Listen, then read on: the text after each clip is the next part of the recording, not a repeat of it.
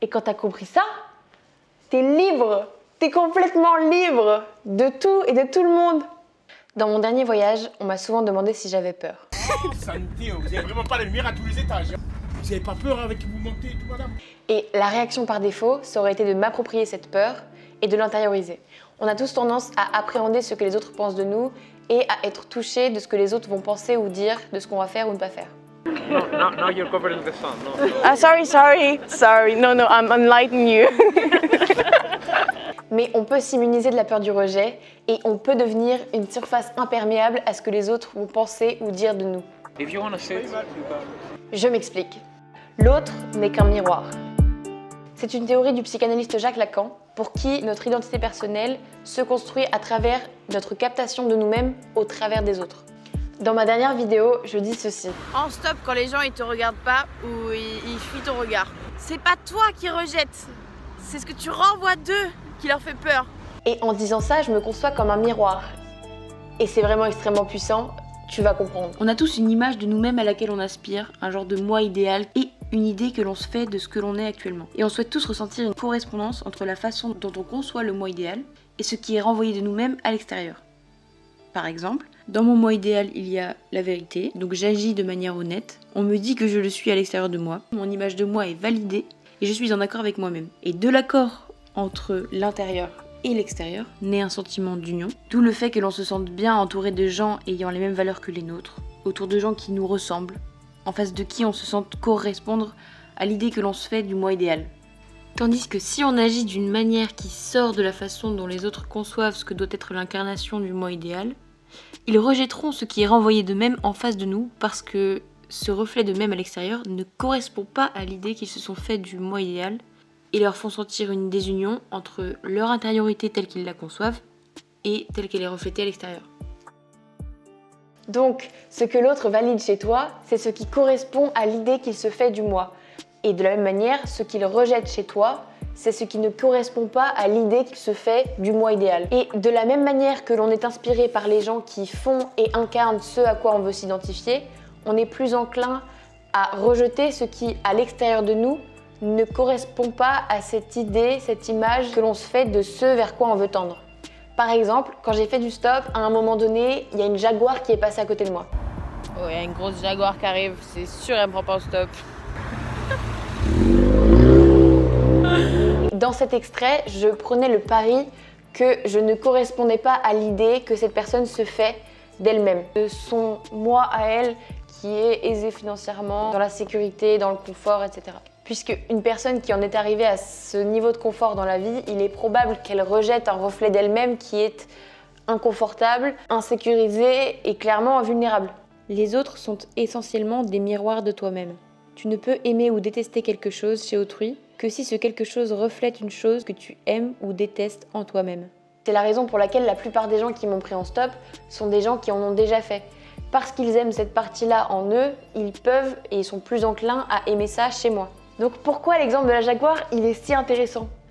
Parce que ce n'est pas moi que la personne rejette, c'est ce que je renvoie d'elle qui la met mal à l'aise, qui lui fait peur, qui la met inconfortable. C'est ce que je renvoie d'elle, c'est pas moi en tant que personne. Et quand tu sais ça, t'es invincible. Invincible. Je ne suis qu'un miroir. Ce que les autres projettent sur moi et ce que je renvoie d'eux ne dépend pas de ma personne. Donc, ne jamais en faire une affaire personnelle.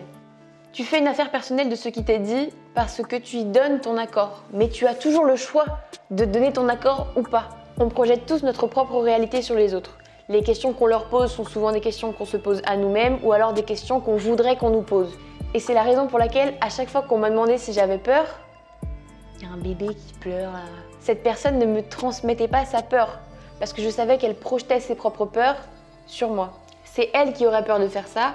Ce que je faisais, renvoyer une image qui sortait de la définition que cette personne se fait d'elle-même. Je la mets face à une peur qui est en elle et qui n'a rien à voir avec moi. L'image que les gens projettent sur moi ne dépend pas de ma personne, je n'ai pas de prise dessus et c'est indépendant de ma volonté. Je ne suis pas responsable de ce que l'autre projette sur moi. Il ne fait que projeter sa définition de lui-même et je n'ai pas de prise sur cette image. Donc je ne prends rien personnellement. Et c'est le deuxième des 4 accords Toltec.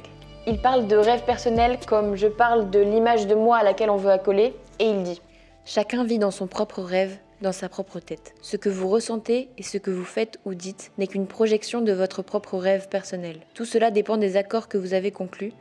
Cela ne me touche pas personnellement parce que vous êtes confronté à vous-même, pas à moi. D'autres auront une opinion différente selon leur système de croyance, donc ce qu'ils pensent de moi ne concerne pas vraiment ma personne, mais eux-mêmes.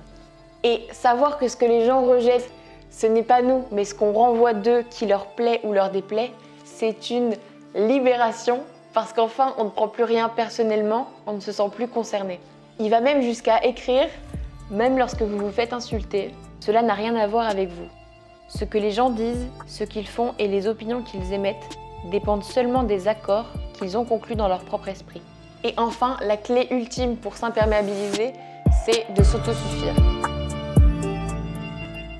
On reproche souvent aux autres nos propres insuffisances et on les tient responsables de combler des manques qui sont en nous-mêmes. Mais ils ne sont pas responsables de combler ces manques, il n'y a que nous et c'est à nous de les combler. Si tu es poreux et que tu te laisses salir par les opinions des autres, c'est parce que tu crois dépendre d'eux pour t'apporter quelque chose dont tu crois manquer. Et quiconque veut être libre ne doit pas vouloir quoi que ce soit des choses qui dépendent des autres, sinon il est nécessaire qu'il soit esclave. On a tendance à chercher à l'extérieur de soi, donc chez les autres, des sources de ce dont on croit manquer à l'intérieur. Mais tout ce dont tu as besoin est déjà à l'intérieur de toi et tu peux te donner à toi-même tout ce que jusque-là tu attendais venant de l'extérieur. So what part of me is missing? And I found that when I was over-sacrificing or over-giving, that's because I was trying to demand love from someone else and demand validation from someone else. So I was almost trying to achieve or earn that love and validation. And so I realized I wasn't giving it to myself. Après avoir identifié tes manques personnels au travers de tes relations aux autres, tu peux te détacher de ce qu'ils t'apportaient en nourrissant en toi-même et pour toi-même ce que tes relations aux autres comblaient chez toi. And so now I've realized that whatever you want from someone else, give it to yourself first. If you want compliments from someone else, give them to yourself first. If you want validation from someone else, give it to yourself first. Because no matter how many of them they give you, if you never gave it to yourself in the first place, it will never be enough.